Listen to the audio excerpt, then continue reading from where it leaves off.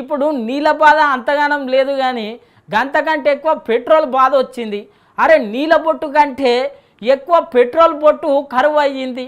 మరి మన తెలంగాణలో అటు ఆంధ్రలో ఎట్లున్నది పరిస్థితి అంటే, ఒక పెద్ద హీరో సినిమా రిలీజ్ అయితే తొలుత నాడే సినిమా టాకీస్ దగ్గర అభిమానులు వేలాది మంది ఎట్లా లైన్లు కడతారో, ఇప్పుడు వాహనదారులు కూడా గట్లనే పెట్రోల్ బంకుల ముంగల లైన్లు కట్టిరు.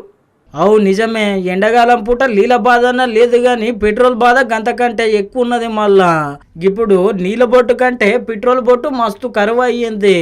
అటు ఆంధ్రలో పబ్లిక్ అయితే పెట్రోల్ బంకుల చుట్టూ గుడి చుట్టూ తిరిగినట్టే తిరుగుతున్నారు గిట్లా.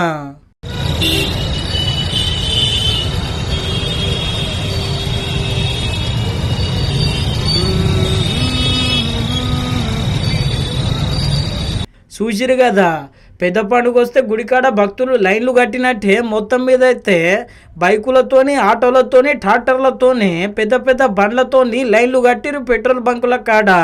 గాలెక్కలున్నది మళ్ళా ఆంధ్రలో పెట్రోల్ కరువు.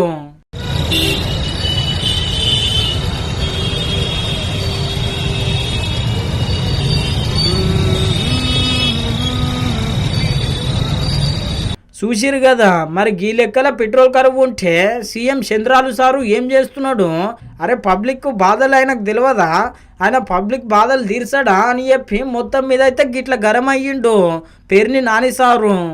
అధికార బలాన్ని ఇట్లాంటి వాటికి కదా వాడుకోవాల్సింది, మీరు మోడీ గారి దగ్గర ఇట్లాంటి కదా వాడుకోవాల్సింది. మాకు పెట్రోల్ డీజిల్ ఆగకుండా సరఫరా కావాలని చెప్పి కదా, లేదా వచ్చిన డీజిల్ పెట్రోల్ సక్రమంగా మీరు నియంత్రణ చేసి పంపిస్తున్నారా, పంపించట్లేదా?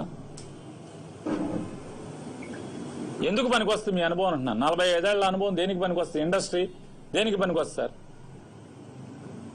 కోరక నారక దేనికి వస్తుంది? ఇట్లాంటి అప్పుడే కదా మీ అనుభవం ఉపయోగించాల్సింది, మీ ముందు చూపు. 2047కి రాష్ట్రాన్ని ఉద్ధరిస్తానంటారు. ఇవాళ కష్టాలు ఇవాళ చూడండి, ఇవాళ పడుతున్న బాధలను చూడండి. ప్రజలకి ఇవాళ రేపేమి వస్తుందో కష్టాలు చూడకుండా 2047లో ఏదో చేస్తానని చెప్తే ఎవరికి అప్పుడు ఎవరు బతుకుంటారు?